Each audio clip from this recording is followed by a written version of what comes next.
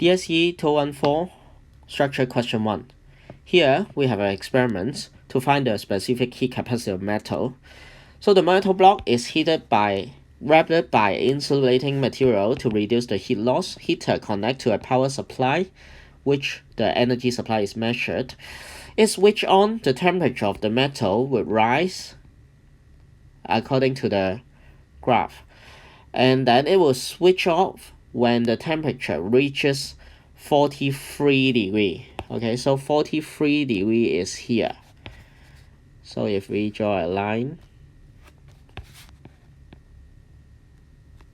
it is like this. So the graph shows the variation of the temperature of the metal block with time. A. Use the graph to find the duration that the heater is switched on. So when the temperature reaches 43 degree, the heater is switched off. So the heater is switched off at this point. So when we try to draw a line, that means the heater has been switched on for 5 minutes.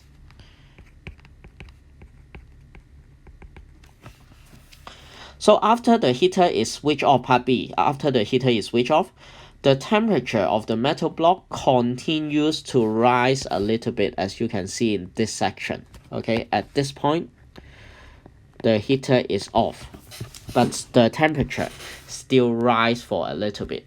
Explain why. Because when the heater is just switched off, the temperature is still hotter than the metal.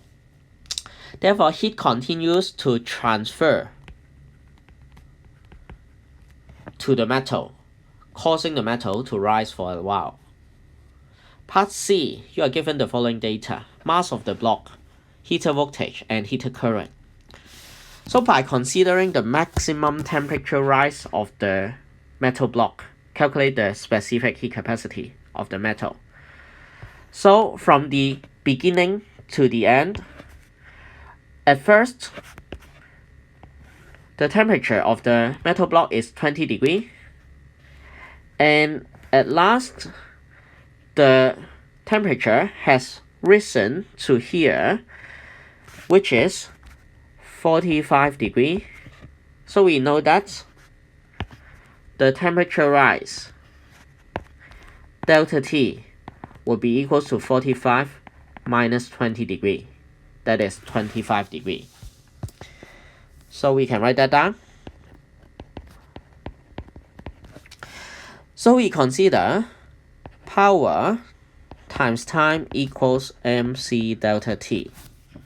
For the power, it can be calculated using the voltage times the current. So it would be given by 12 times 4, which will give us 48 watt. This is a 48 watt heater. So let's put in the power. Time is 5 minutes. So let's change it into second. 5 times 60. Mass of the metal block 0.8. C is what we want to find. Delta T is 25 degrees. So solving this equation, we would got C is equals to 720. So we are talking about the specific heat capacity. Unit is joule per kg per degree Celsius.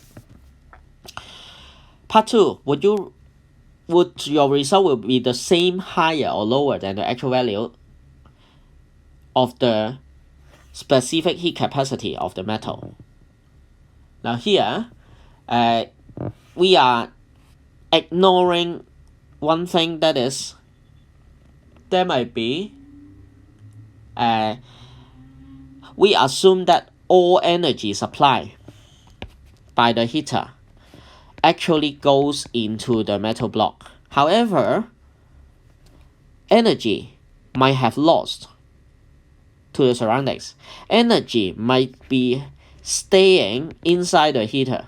Energy may go to the thermometer. So there might be some energy loss. So if there is energy loss,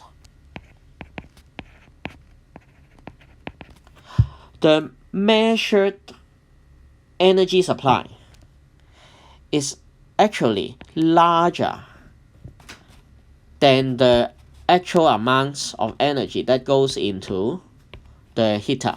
So Q is larger, C is measured to be higher as well. So the result would be higher due to heat loss to surroundings. Or you can say heat remain in the heater, or you can say heat transfer to the thermometer, etc., etc. Part D, this method is not suitable for measuring the specific heat capacity of a glass block. Why? For a glass is a poor conductor. So if you replace the metal block with a glass block, the heat will be trapped. It cannot be distributed evenly to the whole glass block. Therefore, the temperature will not be even. This is why glass block is not suitable in this experiment.